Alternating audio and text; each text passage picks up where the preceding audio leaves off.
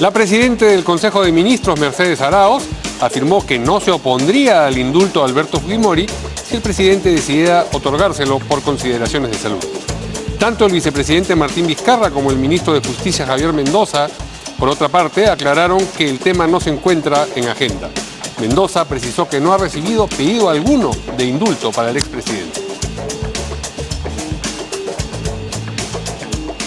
El presidente del Congreso, Luis Galarreta, invocó a los demócratas a nunca más permitir golpes de Estado y agregó que el voto popular ha determinado que exista ahora un equilibrio de poderes entre el legislativo y el ejecutivo. Horas antes, la presidenta del Consejo de Ministros había señalado que haya control político, por supuesto, que sea bienvenido, pero de manera respetuosa y que permita avanzar realmente en una agenda por el país.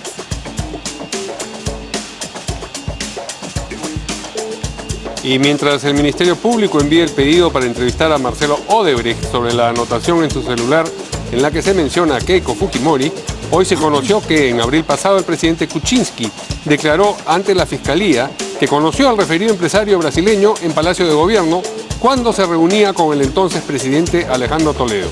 Según Perú 21, el jefe de Estado afirmó que esa reunión se produjo cuando estaba en proceso el proyecto de la Interoceánica Sur y el grupo Odebrecht participaba como pastor.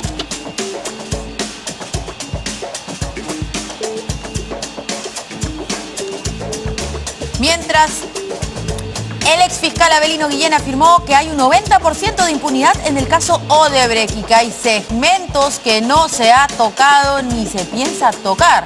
Aseveró además que el destape periodístico del diario El País sobre el presunto pago de sobornos al expresidente de Petroperú, Miguel Atala, y al ex árbitro de la Cámara de Comercio de Lima, Horacio Canepa, demuestra que el equipo especial de fiscales no tiene una estrategia eficaz para investigar el caso. Y para estar al día con la información del país y la información internacional, usted tiene que seguirnos en nuestra página web www.canaln.pe. El presidente.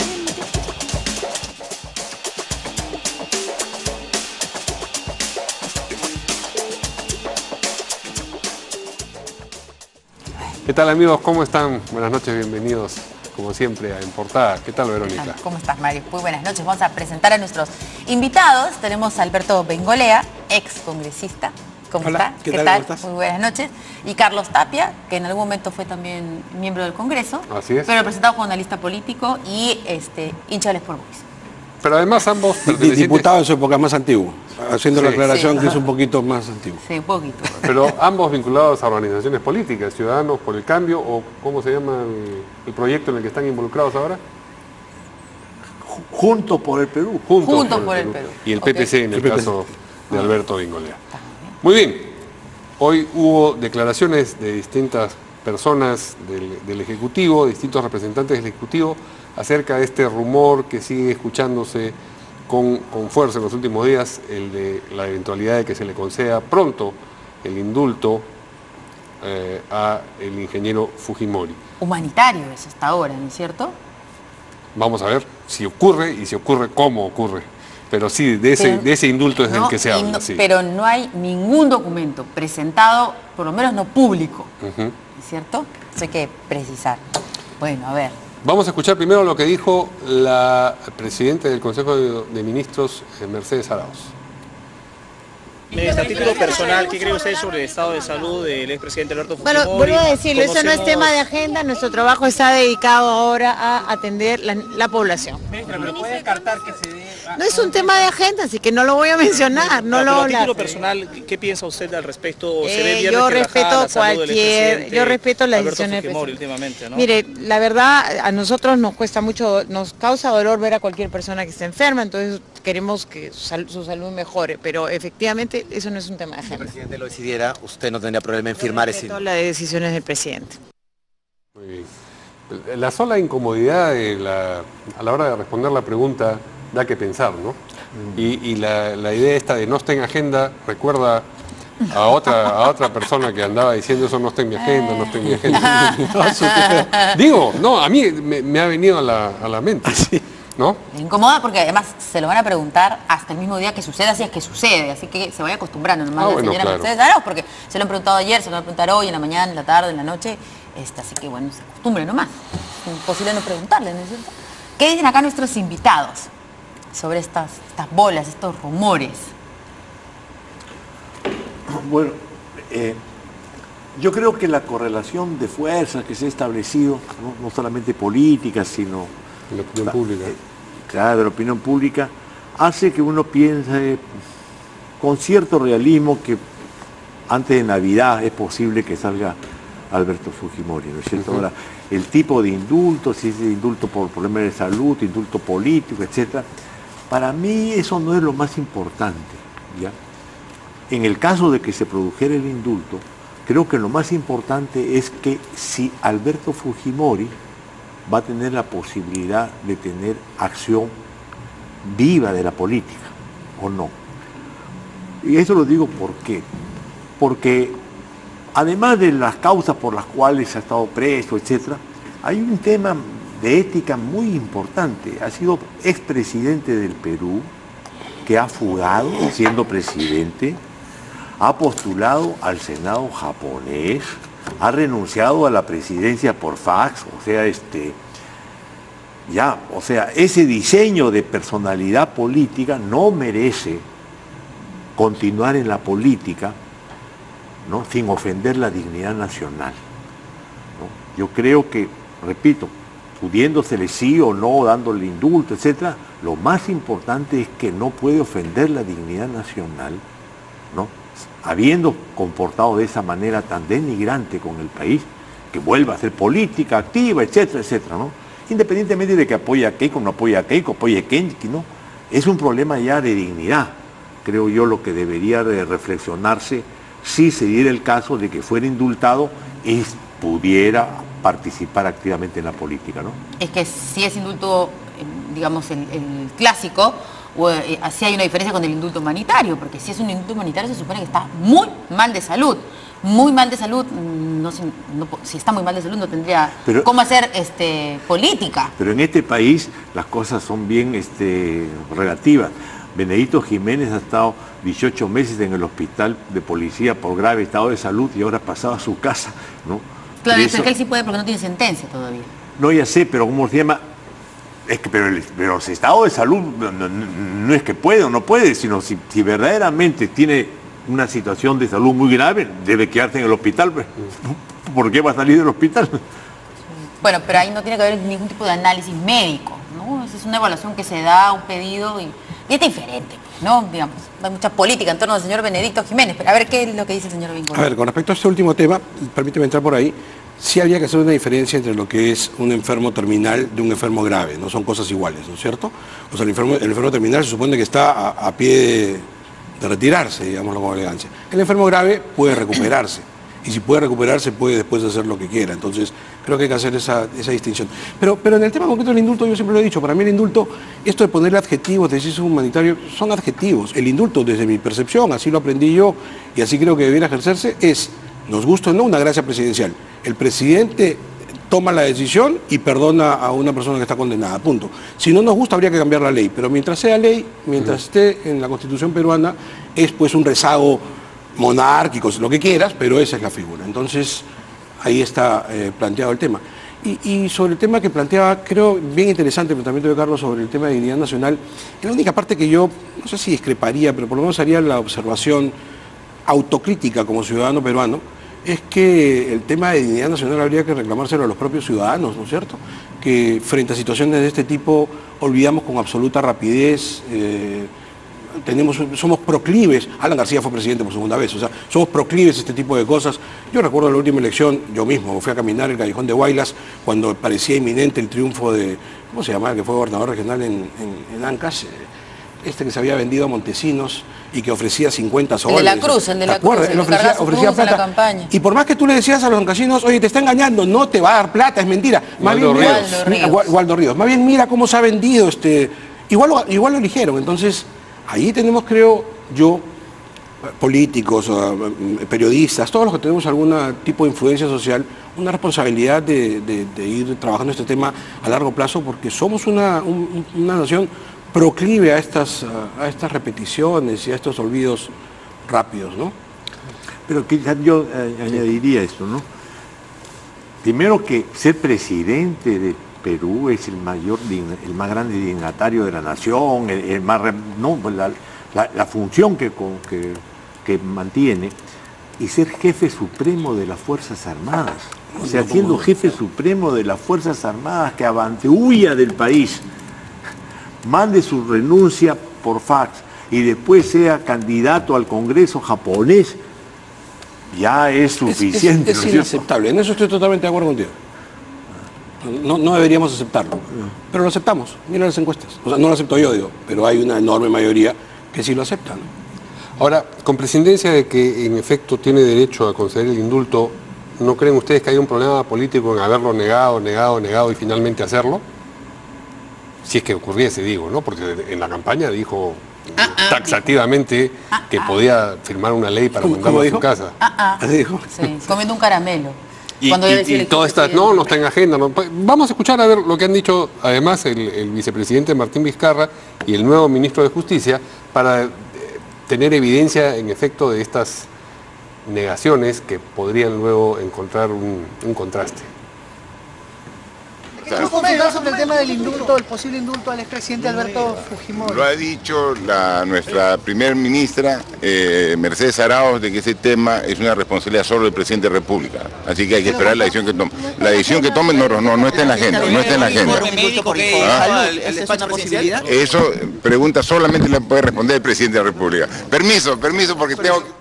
Y esto está en claqueta, lo que ha dicho el ministro de Justicia, ha dicho, no hay ningún pedido de indulto, anoten eso, no está en agenda.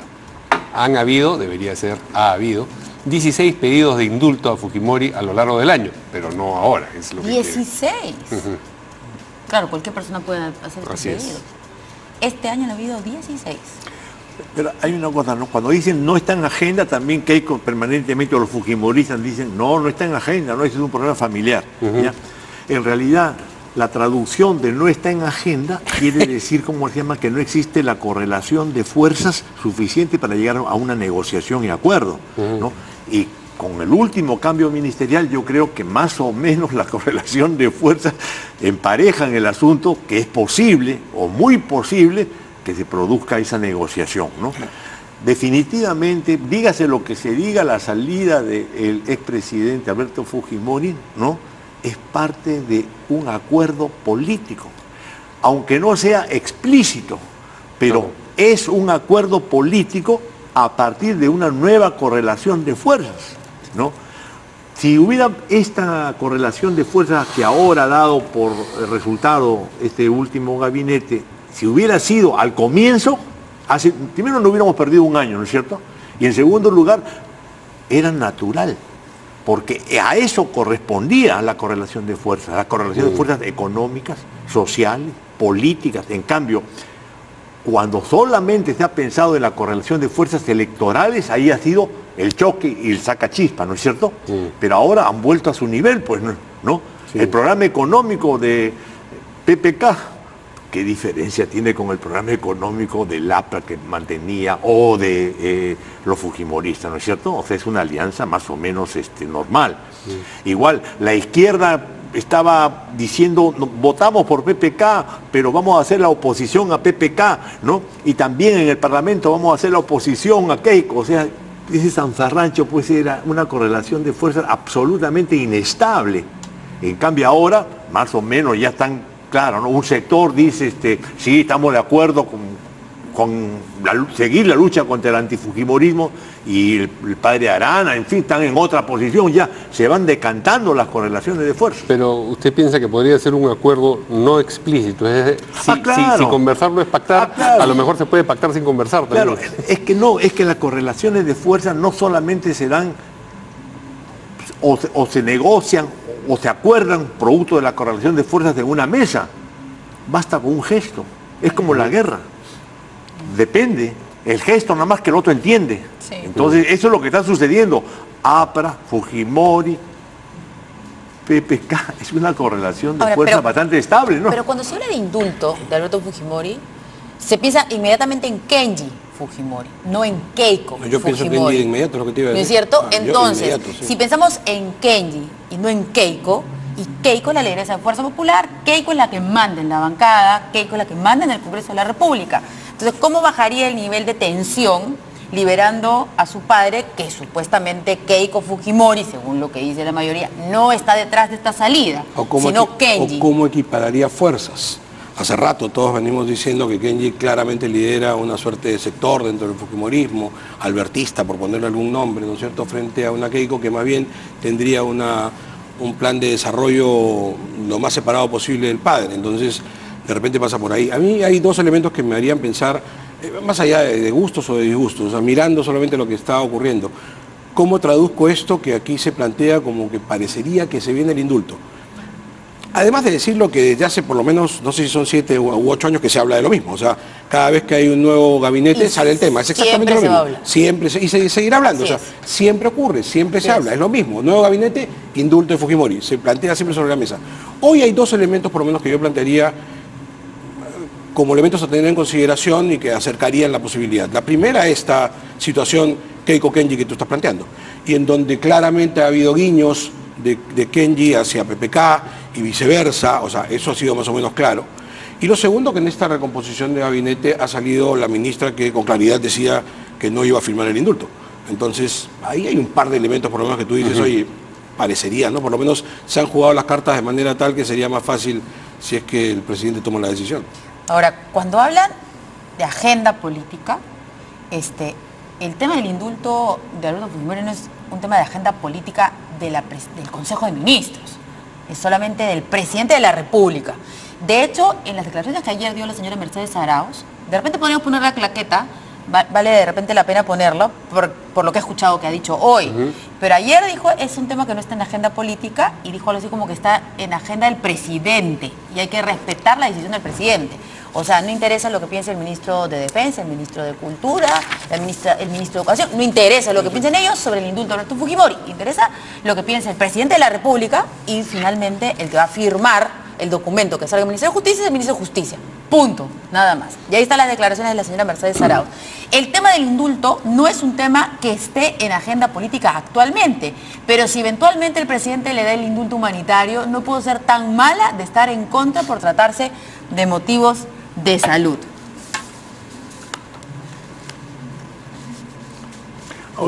A ver, seamos realistas, ¿no? A ver. Es verdad que el presidente Pedro Pablo Kuczynski va a decidir el indulto humanitario en relación al expresidente Alberto Fujimori porque tiene pena, porque tiene conmiseración, porque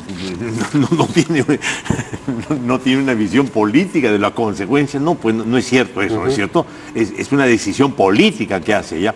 Y en ese sentido, si es una decisión política del presidente Pedro Pablo Kuczynski, se va a atrever a tomar esa decisión política sin consultarle a la bancada del fujimorismo, es decir, a la jefa de la bancada, Keiko, va a atreverse, no puede ser pues, o sea, tiene que tomar esa decisión conversándola con Keiko, ¿no? Y Keiko, por lo tanto, tampoco va a ser tan torpe de decir, en esa situación, nosotros no nos abstenemos, ¿no?, para abrirle la cancha a Kenji, ¿no? O sea, creo que la cosa va a ser más normal de lo que imaginamos, ni siquiera va a haber un enfrentamiento así que pareciera que lo está provocando Kenji, ¿no? Y detrás de Kenji, ¿quiénes estarán, no? Pero, no, ellos no quieren que mi papá salga libre, ¿no? Pero Carlos, a ver, siendo tu lógica, pero ¿y si no lo consulta? Sigo la misma lógica tuya. ¿Tú te imaginas que Keiko se oponga? O sea, no habría manera de oponerse. Pero ¿y por qué no lo consultaría? Pero es que yo creo que no tiene ninguna necesidad de consultarlo. Si toma la decisión de que quiere indultarlo, lo va a indultar y punto. ¿Te imaginarías tú que Keiko tome represalias por eso? Sería absurdo, o sea, sería hacerse harakiri. Claro, por eso cambiaríamos consultoría, que le consulte o que le comunique previamente. Sí, por eso que estoy haciendo esto, claro, porque se supone que la tensión tendría que bajar. Claro, pues. Keiko, por si acá, ¿no es cierto? Ahora, voy a leer, entre comillas, las declaraciones de la señora Mercedes Arauz. Dijo, no está en la agenda, no es un tema de la agenda política. Esto entre comillas también. La agenda del presidente es propia. O sea, no está en la agenda política, está en la agenda del presidente. Es una cosa bien un poco rara, ¿no? Dijo, así ha dicho, la agenda del presidente es propia, es su decisión. Un indulto humanitario es una de las potestades más importantes que tiene un presidente y hay que respetarla. Entre comillas, estoy leyendo lo que ha dicho ayer la señora Arauz, así que, claro, en la agenda del Consejo de Ministros no tendría que estar. No interesa lo que piensen los ministros en general sobre el indulto, es el presidente y va a tener que firmarlo el señor ministro de Defensa, ¿no? Pero una eventual salida del ingeniero Fujimori, claro, puede suponer una distensión entre el oficialismo y el fujimorismo en el Congreso, pero al interior del fujimorismo no. Ahí genera la bomba, claro. Podrá no hacer política a nivel nacional, pero a nivel doméstico es inevitable. En su casa. Y sí, no, pero doméstico un poco más allá de la casa, digo yo, ¿no? Porque, por ejemplo, la información que trae hoy Caretas es que está muy molesto con las cosas que ha dicho el congresista Reati, con las cosas que ha dicho Salaverry sobre Puñete y las referencias a Kenia. O sea que sí, algún ajuste de cuentas puede producirse, ¿no? Supongo, cuando yo hacía mención a la casa... Habrá unos que pasarán a la clandestinidad. Ver, pero cuando yo hacía referencia a la casa, hacía referencia a que el fujimorismo se maneja en casa, pues. O sea, el propio nombre te llama, ¿no? ¿Quién maneja el fujimorismo? Los fujimori, pues, papá, hijo, hija, probablemente nietos, cuando crezcan, ¿no es cierto? Eso es el fujimorismo. Los demás acompañan. A eso me refería, pero sí, sin duda. Pero por eso es que yo decía, no sé si haga falta tanto. Claro, lo que pasa es que PPK no tiene estos cálculos políticos, ¿no? Pero, digamos, si indulta y punto, lo que va a generar es una bomba adentro del fujimorismo. Ahí es donde van a tener problemas. No creo que haya problema en la relación PPK-oposición. El problema va a ser adentro de la oposición y eso podría llevar hasta una recomposición, no sé si de fuerzas, no hablo de ruptura necesariamente, pero sí una recomposición que podría resultarle favorable a la larga al propio presidente, ¿no? Pero también se produciría, como se llama, un frente único que era el antifujimorismo radical, ¿no es cierto? Pero ahora ya que metería en la lucha antifujimorista, como se llama, también al propio PPK. O sea, claro, si hay un acuerdo de ese tipo, yo sostengo de que ese es producto de un acuerdo, no es que de la noche a la mañana hace eso, ¿no? Entonces ya para el sector antifujimorista radical que ha tenido no a Keiko, en fin, ¿no? Y que al contrario apoyaban a PPK, pero se produce eso como un tipo de acuerdo público o no público, etcétera, hecho en una mesa o no en una mesa, pero es un acuerdo político. Ese antifujimorismo radical también puede ahora enfrentarse a PPK. Porque ya los antifujimoristas ya le han advertido al presidente que votamos por, bueno, en las redes sociales todo el día lo van diciendo, votamos por usted porque usted dijo que no le iba a indultar y nos está mintiendo. Entonces después no se queje, en buena cuenta, le están advirtiendo al presidente. Ahora, el señor Roberto Vieira, el congresista Roberto Vieira, ha dicho hoy que ha ido a visitar al señor Alberto Fujimori, que lo ha visto muy mal, que le da mucha pena, etc. Pero lo más interesante es que el propio Alberto Fujimori le agradeció este proyecto de ley que había presentado para que cumpliera arresto domiciliario, ¿no? Una persona sentenciada, ¿no? Y que le agradeció, pero que él, Alberto Fujimori, le dijo a su hija Keiko que no se aprobara eso en el Congreso. Entonces uno dice, aguanta, o sea, si habla con Keiko sobre estos temas, o el señor Vieira nos está aquí planteando otra situación, nos está confundiendo, o todos estamos confundidos y decimos que Keiko no quiere y en realidad sí quiere. ¿Qué les parecen estas declaraciones del señor Vieira? No sé si las tenemos, nos avisan ahí en producción, pero él ha ido y que personalmente Alberto Fujimori le ha dicho eso, que es él el que no quería que se aprobara ese proyecto de ley. El congresista Vieira no va a decir, como se llama, públicamente, el expresidente Alberto Fujimori me dijo, no siendo cierto, porque... Vamos a escucharlo. Alberto Fujimori diría, ¿qué cosa? Yo no he dicho eso. Vamos a escuchar lo que ha dicho el congresista Vieira. Tuve la oportunidad de visitar al presidente Fujimori después de 4 años, la semana pasada. Y les puedo decir que vi un hombre físicamente disminuido. Me dio mucha tristeza verlo después de 4 años. Y él me manifestó, y debo reconocerlo, de que él le pidió a su hija y a los congresistas de que no apoyaran mi proyecto. Me agradeció, sí, me agradeció por la intención. Pero también debo reconocer, porque yo fui duro con Keiko Fujimori cuando manifesté de que había cálculo. Ahora debo ser justo y admitir de que no hubo cálculo. Fue el propio padre que le pidió a su hija que no apoye el proyecto de ley. Él me manifestó que sus últimos días de vida quería tenerla en libertad. Ahora yo no sé si el hecho de que una bancada apoye o deje de apoyar una iniciativa por instrucción de Alberto Fujimori es una buena noticia para la imagen de esa bancada, ¿no? Apoyar o dejar de apoyar sería igual por, digamos, una instrucción, como decía yo, de ciertamente, ¿no? Si es que lo que está contando el señor Vieira se pero ajusta... no termino de encontrar la explicación. O sea, le estaban proponiendo un proyecto de ley en el cual él saldría, pero a cumplir la sentencia en arresto domiciliario. Lo que él quiere es no cumplir sentencia. Esa es la diferencia. O sea, quiere salir indultado. Indultado, ¿no es cierto? Indultado. Pero entonces, a partir de lo que ha dicho el congresista, y que yo creo que más o menos debe estar respetando la verdad, porque, pues, repito, Alberto Fujimori puede decir que yo le he dicho eso y lo liquida, ¿no? Pero acaba de pasar con alguna congresista que dice cosas y después le dicen y sale a pedir perdón y dice yo no dije lo que dije, pero perdón, o sea, ya no me extraña nada, perdóname, Carlos. Claro, pero ojo, acá lo novedoso podría ser que existe una relación más o menos importante entre Alberto Fujimori y Keiko Fujimori, y que no es tanto de que Alberto Fujimori es tiene relación solamente con Kenji, y que al contrario le está moviendo el piso a Keiko, ¿no? En eso sí coincido contigo, que en este país las cosas suceden de una manera más inesperada, como si le ganáramos a Argentina 3-0, ¿no? ¿Y por qué lo dudas?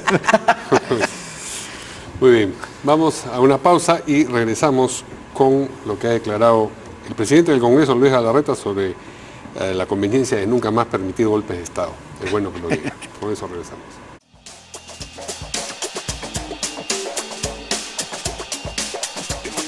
Bueno, el presidente del Congreso, hoy han estado de celebración, pues, ¿no? 195 años, creo, 195 años del Congreso de la República, y bueno, él en su discurso invocó a los demócratas a nunca más permitir golpes de Estado.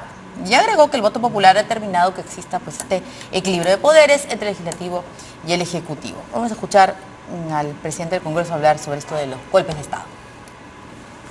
Desde la instalación del primer Congreso Constituyente de nuestra historia, el 20 de septiembre de 1822, han pasado casi 2 siglos y la política peruana ha evolucionado permanentemente, incluyendo, como no y lamentablemente, los avatares de interrupciones de golpe de Estado que demócratas, como somos nosotros, nunca más podemos permitir ni tolerar.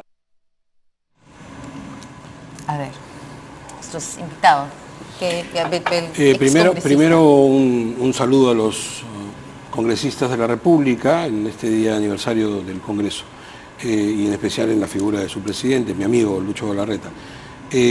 No tengo yo ninguna duda que ante la eventualidad de un golpe de Estado, inclusive fujimorista, Lucho se pondría, porque lo conozco. Pero suena por lo menos extraño que un líder fujimorista haga esta invocación, ¿no? Sí, pues yo quisiera preguntar si en verdad esto se dice solo de boca para afuera, o más bien frente a determinadas circunstancias que ellos pudieran invocar, no pensarían que está bien un golpe o no. Porque yo por lo menos con los fujimoristas antiguos, cuando converso, ellos siguen justificando el golpe de Estado de Alberto Fujimori. Antiguos. Todos lo reivindican. ¿Marta Chávez? Sí, digamos, todos lo reivindican, a todos les parece que estuvo correcto y por tanto debo yo entender si volviese a ocurrir o volverían a hacer. Entonces, ahí hay un contrasentido, ¿no? O sea, nunca más o dependiendo de las circunstancias y quién da el golpe. Entonces, por eso te repito, yo estoy absolutamente seguro que ese es el sentido de Lucho. No pero además nunca más habla, ¿no?, de una posición respecto de lo que ocurrirá en el futuro. También nos interesa la posición respecto de lo que ocurrió en el pasado. Porque te dicen nunca más, pero fue necesario, dicen algunos. Es lo que te estoy diciendo, pues, precisamente, sí. Porque claro, tú puedes decir de acá para adelante, ya, pero espérate un ratito. Si sigues justificando el golpe de Estado de 1992... Puede haber una circunstancia que la vuelvas a nunca justificar. Más no es cierto. Sí, claro. Y por eso además hago la diferencia. Como conozco a Lucho, estoy seguro que en el caso suyo... Tampoco justifica el... Pero no, estoy seguro que él sí no justificaría, no lo justificaría, lo conozco demasiado, no puede haber cambiado. Así, pero los demás futbolistas con quienes he conversado y que te reivindican hasta hoy lo que ocurrió en el 92... evidentemente para ellos ese nunca más no es cierto, ¿no? Pero, en términos generales, todos tenemos que estar de acuerdo, ¿no es cierto? Sí, claro. Pero yo considero que también esas declaraciones tienen que ver con una evaluación de lo de anterior, ¿no es cierto? De lo que acaba de pasar. Claro. Y ahí, en realidad, últimamente han salido una serie de datos, noticias, etcétera, que hacen prever de que la evaluación que va a hacerse histórica más adelante no va a ser solamente entre Fujimori y Montesino, ¿no es cierto? Lo que se ha llamado el fujimontesinismo, sí, sino analizar las cosas de esta manera. Si no hubiera estado Montesino, Fujimori hubiera dado el golpe de Estado. Y no hubiera ganado la presidencia. Mira, ¿por qué? Ojo, porque en el caso del comportamiento del fujimorismo de esa época, cuando antes del golpe de Estado, y su relación con el partido aprista, era una relación muy cercana. Pero, por el contrario, los antecedentes del terrible y malogrado gobierno de Alan García, ¿no?, era una causa necesaria para que se diga, hay que resolver el problema de la hiperinflación, hay que resolver el problema del avance del terrorismo, ¿no? Entonces, ¿y es quién armó ese tipo de estrategia? ¿Alberto Fujimori? ¿De él se proviene? No, es de Montesino, ¿no es cierto? Fíjense ustedes, decía, en los últimos días ha salido la declaración de una serie de generales de la Policía Nacional que dijeron que podían haberlo capturado a Guzmán en mayo del 90. Perdón, en diciembre del 90, ¿no es cierto? En diciembre del 90. Sí. En diciembre del 90 Fujimori no estaría pensando en golpe de Estado, ¿no? Y capturado Guzmán en diciembre del 90, ¿iba a haber golpe de Estado del 92? ¿Para qué cosa? ¿No es cierto? Al contrario, se reforzaba la democracia con Fujimori victorioso en la lucha antiterrorista. ¿Quién estaba interesado de que se postergara la captura para que cuando se produjera el golpe de Estado se pudiera legitimar? Ojo, eso en primer lugar. En segundo lugar, el plan del golpe de Estado, como todo el mundo que está más o menos enterado de esto, fue el Plan Verde. Y el Plan Verde, ¿quién lo manejó? Vladimiro Montesino. O sea, la situación del golpe de Estado del 92 tendría que empezar a ser evaluado más precisamente por la relación del propio Vladimiro Montesinos en esa época con su relación con organismos de inteligencia extranjeros. Y los que sacaron ventaja de ese golpe de Estado a nivel de gángsteres de la política, la cabeza, Vladimiro Montesinos, ha sido un gángster de la política, ¿no es cierto?, ligado al narcotráfico. Él es que será beneficiado, él es el que argumentó todo esto, él fue el que permitió que el general Hermosa Ríos subiera a ser comandante general del ejército para poder dar el golpe de Estado. O sea, ya de lo bruto del análisis del fujimontesinismo y del golpe de Estado, vamos a tener que poco a poco ir descifrándolo mejor para entender lo que sucedió en el Perú, ¿no? Siendo súper interesante este análisis, yo quisiera volver con más simpleza a lo que acaba de decir el presidente del Congreso, ¿no? No debemos permitir más un golpe de Estado. Y tenemos que diferenciar, porque esto, lo decías bien, Carlos, esto tiene que hacer referencia con lo que acaba de pasar ahorita. O sea, estoy seguro que lo que ha querido decir es, porque en algún momento los fujimoristas dijeron que esta cuestión de Estado que planteaba el gobierno de PPK era un golpe de Estado porque pretendía cerrar el Congreso. Un momentito, por favor. Un golpe de Estado es cuando ilegalmente cierras el Congreso de la República o golpeas al presidente de la República o a un poder del Estado. Ilegalmente.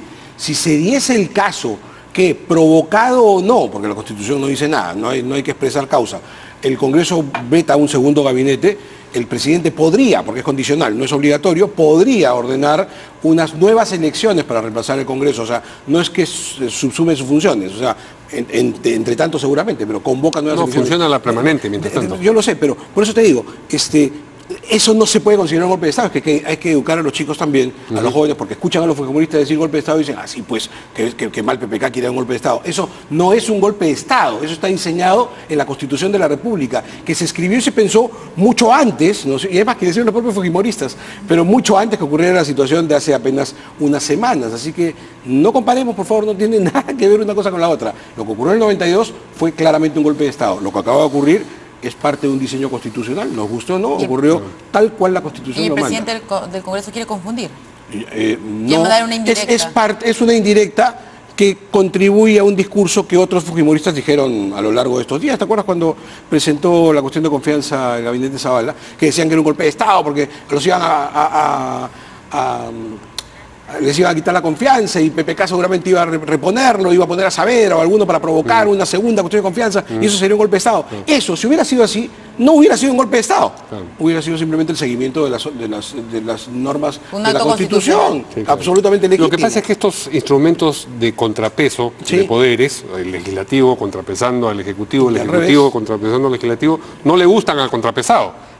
Claro, por eso es que el Ejecutivo dice, no, ¿cómo me van a interpelar? Claro. Porque la verdad que es un instrumento que está en la Constitución y el otro dice, no, ¿cómo van a disolver el Congreso? Es un instrumento que está en la Constitución. Es un instrumento que está en la Constitución y está para eso. Claro. Está para resolver los conflictos, pero, digamos, uno de los dos poderes, o los dos cada uno a su turno, sufren, digamos, un ajustón, ¿no? Hay una caricatura muy graciosa, que no me acuerdo cuál de estos caricaturistas geniales que tenemos en la prensa puso con respecto a la Constitución peruana, ¿no? Que salen 3 o 4 congresistas tarjando y escribiendo las salvedades, o sea, reinventando la Constitución. Claro. La Constitución es clarísima y tiene mandatos clarísimos, hechos en situaciones hipotéticas que después cuando se plasman se tienen que aplicar. Es tan fácil como eso. Ahí no hay nada ilegal, ni hay que mirar fantasmas. Sí. Interesante que toque el tema de la Constitución, ¿no? Porque de repente, si no hubiera habido el golpe de Estado, la Constitución que estaría vigente ahora, aunque seguramente reformada, era la Constitución del 79. Y ojo con esto,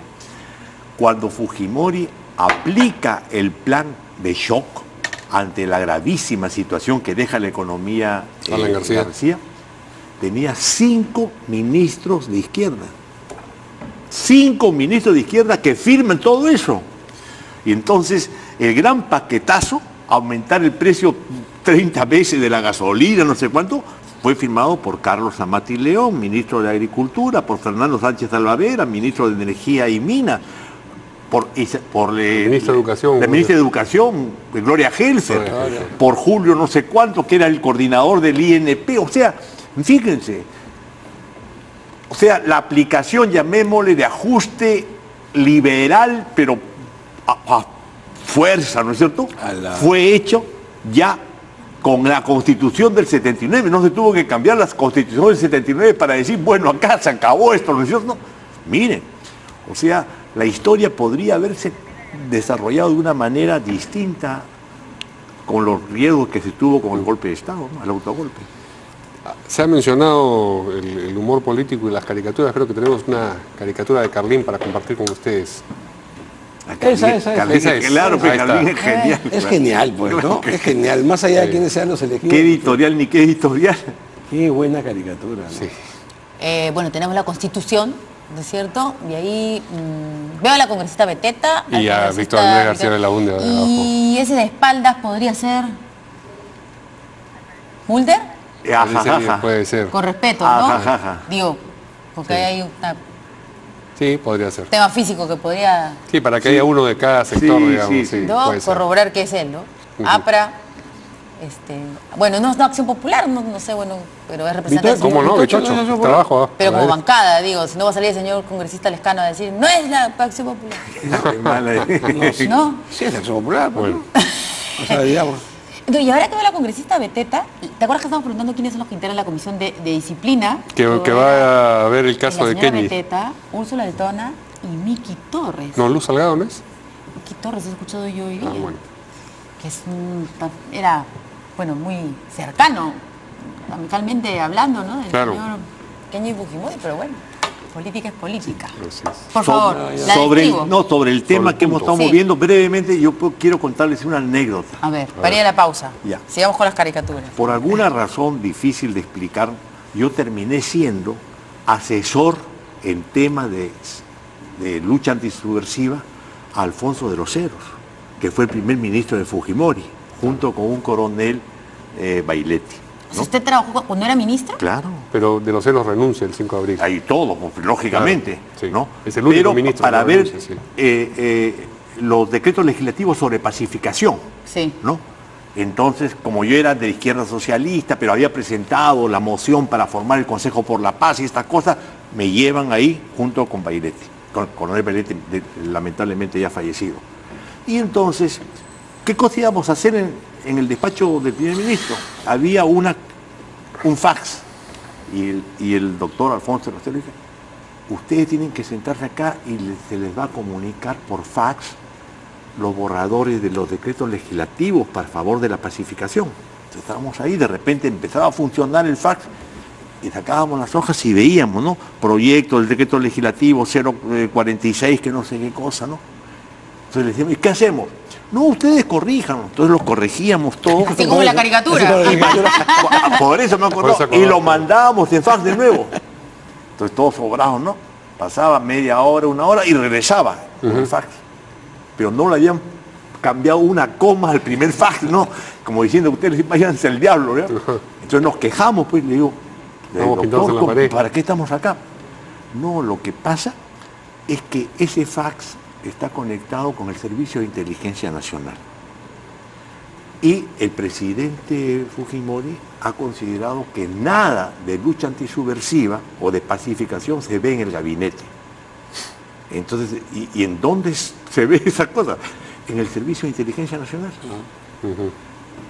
Eso es lo que sucedía, y yo lo tomo como argumento de quién conducía todo, o sea, los proyectos de decretos legislativos, todo venía del CIN, en temas, pues lógicamente de pacificación. ¿Y qué hicieron después cuando obtuvieron esa respuesta? Lo que agarramos, nos fuimos de frente al Congreso, con Bernal, Javier Alborlandini, estaba el Ricardo Olestro, ¿cierto? Y hacíamos pues la formación, estaba también el vicepresidente, el primer vicepresidente, ¿no? Hicieron ahí la denuncia. Máximo San Román. Entonces hicimos una coalición ahí para ver los decretos legislativos. Y cuando, eso fue en noviembre del 91, y cuando vino del CIN el decreto legislativo 046, si no me equivoco, bueno, el cambio del sistema de defensa nacional le daba posibilidad para hacer inteligencia, tener autonomía operativa, realizar las acciones y evaluar las acciones. Me acuerdo que el coronel Beretti, hasta acá nada más llego, hasta acá nada más llego, porque eso va a ser una matanza, de verdad, pero a la semana dieron el golpe de Estado, ¿no? Claro. Así era. Golpe de Estado que no debería repetirse. Y permíteme volver a las palabras iniciales que le he escuchado al presidente del Congreso, porque los pueblos, sobre todo de América Latina, suelen ser bastante pendulares, ¿no? Llegan desde un paraíso democrático a pasar a olfatos autoritarios, dependiendo de las épocas, ¿no? Mucho tiempo de democracia la gente no aguanta y pide mano firme y le parece hasta bien, si tú haces censos, lamentablemente, que haya posiciones más dictatoriales. Y después de un tiempo de dictadura inmediatamente dicen, no, democracia de nuevo. Habría que en eso insistirle mucho a las nuevas generaciones. Por más problemas que tenga la democracia, por más defectos que tenga la democracia, siempre será mejor que cualquier persona que se autoproclame o que se crea superior a todos para dar órdenes. Y eso es una dictadura, eso no debería repetirse nunca más. Muy bien. Vamos a una pausa rapidito para hablar sobre Odebrecht.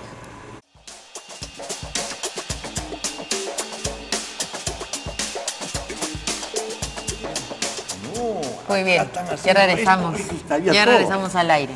Vamos con el siguiente tema.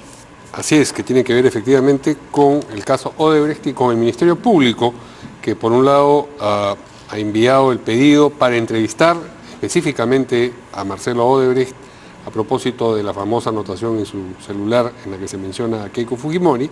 Esa es una novedad. Y la otra, la novedad no es muy reciente, pero recién o solo hoy se ha conocido, y tiene que ver con lo que declaró el presidente Kuczynski en abril ante la Fiscalía a propósito de si conocía o no conocía y en qué circunstancias conoció a Marcelo Odebrecht. Pues dijo que había sido en Palacio de Gobierno cuando se reunía con el entonces presidente Alejandro Toledo. Esto es información de Perú 21, que además agrega que el jefe de Estado afirmó que esa reunión se produjo cuando estaba en proceso, evidentemente, el proyecto de la Interoceánica Sur, y Odebrecht estaba entre los postores. Pues bien, vamos a escuchar lo que ha dicho al respecto la señora Rosa Bartra, que es presidenta de la Comisión Lavajato en el Congreso. Nosotros esperamos que el presidente ya nos fije la hora y la fecha para poder tener su testimonio. Es fundamental. Todos los ex viceministros del gobierno de Toledo que han desfilado por acá señalan su participación, está clara, por lo tanto esperamos que él nos ayude. Y sobre todo ahora, a raíz de lo que se está conociendo con respecto a documentos, instrumentos financieros, depósitos y demás. Esperamos que todo quede claro. En torno a esta pedida, la Fiscalía quería interrogar precisamente a Odebrecht por el caso que involucra a Keiko Fujimori. Es natural que se vaya hacia adelante con las investigaciones, que lleguen más instrumentos que ojalá nosotros esperemos sean esclarecedores para poder finalmente que el Perú conozca la verdad en todos los casos que se investigan aquí. ¿Pero en qué momento podría citársela entonces, cuando exista la señora Keiko? En este momento ni siquiera hay una respuesta por parte de Brasil, no podría en este momento responderle, de momento estamos sesionando nosotros permanentemente y vamos a seguir haciendo. Doctor Bengolea. A ver, si el tema es que hoy se sabe que PPK conocía a Odebrecht, yo no tengo ninguna duda que lo conocía. O sea, sería ilógico presumir que un ministro de Estado del nivel de PPK, ¿no es cierto?, que manejaba economía, que llegó al primerato y demás, no haya conocido a una persona que tenía tanta inversión económica en el Perú. Sería un absurdo que no lo hubiera conocido. Estoy seguro que lo conocía a Odebrecht y a muchísimos inversionistas más. Ahora, de allí ligarlo a temas de corrupción, hay un trecho que yo espero que no lo saltemos con facilidad, porque creo que en el Perú hemos caído hace tiempo en esta suerte política de la sospecha, en donde todos somos sospechosos y no nos hace bien. Ahora, no estoy diciendo que si se descubre efectivamente que hay alguna responsabilidad, que le caiga todo el peso de la ley, aunque sea el presidente de la República. Pero digo que a partir de saber que él además ha declarado, o sea, no es que alguien lo investigó, él ha declarado que sí lo conocía, no me llama la atención que lo conozca, y no creo que de ahí haya que saltar a decir, es sospechoso de también estar metido en estas cosas terribles. Ruego a Dios que no haya estado metido, pero no me da a mí para incluirlo en la lista de sospechosos, ¿no? Yo estoy absolutamente de acuerdo, ¿no? Es verdad que lo que más resalta la prensa y los escándalos son quién fue pues el que recibió plata por debajo de la mesa, en fin. Pero yo reitero, cuando Alfonso de Rosero era primer ministro de Alberto Fujimori, fue una persona absolutamente honesta. Lo que no quiere decir de que otras personas, ¿no es cierto?, funcionarios del Estado, es obvio que participaron de la corruptela civil y militar. Hemos sido el único país en América Latina que hemos tenido al presidente de Comando Conjunto, comandante general de la Marina, del Ejército y de la Fuerza Aérea preso por corrupto, o sea, no es poca cosa, ¿no es cierto? Y después otros civiles. Entonces, y también ahora, no podemos generalizar y decir, bueno, tú eres político, sí, pues, ¿por qué eres político? Porque quieres llenarte el bolsillo de dinero mal habido, ¿no es cierto?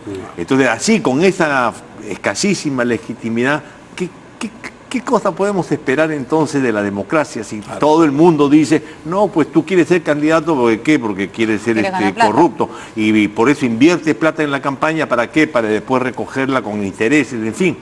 Eso hace mucho daño y en realidad abajo, en los sectores C, D, eso es pan común, ¿no es cierto? Claro. Eso es así, y eso se hace un daño al régimen democrático de largo aliento. Pero es que con lo que hemos visto, o sea, con todo lo que hemos visto, ¿cómo le pueden decir a la gente no es así? Pero intentémoslo, ¿no? O sea, hay algunas cosas, por ejemplo, yo hago un paréntesis nada más en lo que apunta Carlos, solamente para dejar mi constancia de lo que yo pienso. Quien invierte plata en campañas porque quiere recuperarla, eso sí yo no tengo duda. O sea, yo creo que además habría, por el bien del futuro político peruano, habría que legislar en ese sentido para impedir esas inversiones millonarias que se hacen en medios de comunicación y en fin, en general en campaña, ¿no? Pero al margen de eso, dejando eso de costado, lo que intentaría sería promover una cultura distinta para tratar de evitar esta cultura de sospecha. O sea, lo que acabo de decir es una cosa que en otro contexto probablemente se entendería mejor. O sea, el conocer al corrupto mayor no te hace corrupto. Más aún si has estado allí, pues, o sea, imaginémonos que el primer ministro de aquel entonces no lo haya conocido. Claro que lo conoció, ¿eso lo hace corrupto? No. ¿Hay que investigar? Seguro que se investiga todo el mundo, pero vayamos despacio porque no podemos estamos deteriorando toda la institucionalidad democrática peruana a partir de una sospecha permanente, ¿no? Eso es todo lo que digo. Bueno, igual el presidente fue, digamos, dio este testimonio ante la Fiscalía precisamente como testigo, sí, pues. no como inculpado, y no ofendió nada aparentemente, o sea, dijo sí, lo conozco, lo conocí en esa circunstancia. O sea, en esa misma condición va a asistir a la comisión. Sí, me parece muy bien, y a mí me parece un buen tono el que ha empleado la congresista que preside la comisión. Es el tono correcto, ¿no es cierto? Y sí, que también va Keiko Fujimori. Y que venga y que declare Keiko también, que está en la agenda, me parece, que declaren todos, me parece estupendo, pero ir a declarar no te hace pues culpable. Claro. Sospechar de que el presidente Pedro Pablo Kuczynski, por esta situación de que he citado, entonces desde la cabeza tiene ya corrompida el corazón, eso es delicado para el régimen democrático. Podemos pensar de que no es el Gareca que necesitamos para sacar el Perú como tema adelante, ¿no es cierto? Pero lo está provocando acá. Ese es un término futbolístico de otra cosa. Ojo, que Gareca supo preparar, supo seleccionar y supo conducir. Ajá. Ya, entonces, vamos a hablar de fútbol. Ya, pues. Tenemos unos minutos, a ver, ¿qué cosa por quiere favor, decir sobre el ingeniero está que no puede. Vamos. Sí. Nada, hay que sobre la selección peruana, que estamos en un momento estupendo. ¿Qué quieres que te diga? O sea, para los exitistas, no estamos en el Mundial. Falta un montón, así que tranquilos, despacio. Creo que hay un buen equipo y creo que la cosa está bien. Pero el camino es durísimo, hay que ir a jugar a Argentina en Argentina. Así que quien cree que es pan comido, no es pan comido. ¿Quiere decir que perdimos? No, no quiere decir que perdimos. Quiere decir que tenemos posibilidades y que vamos a jugarlas, ¿no es cierto? Creo que este equipo ha logrado lo que hacía mucho tiempo no lograban otros equipos peruanos. A mí como comentarista deportivo me permite decir un argumento que hace mucho tiempo no podía utilizarlo.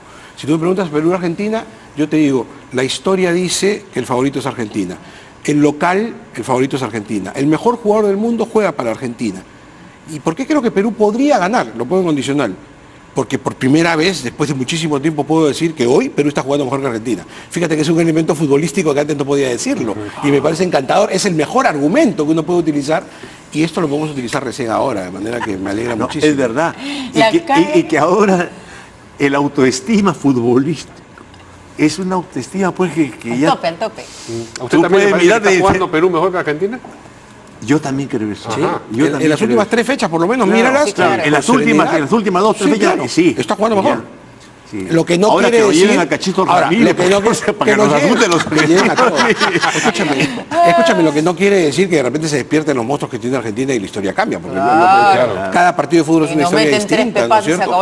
Pero ya está. Pero el solo hecho que los argentinos hayan cambiado el estadio, que hayan hecho todo este operativo de las entradas, que ha sido muy bien neutralizado por la Federación Peruana de Fútbol. Hay que aplaudir las cosas que hay que aplaudir. La Federación ha conseguido más de 1000 entradas compradas y las va a poner a la venta en los próximos días aquí, porque hay muchos peruanos entusiastas que han comprado pasaje y todo y que no tienen entradas.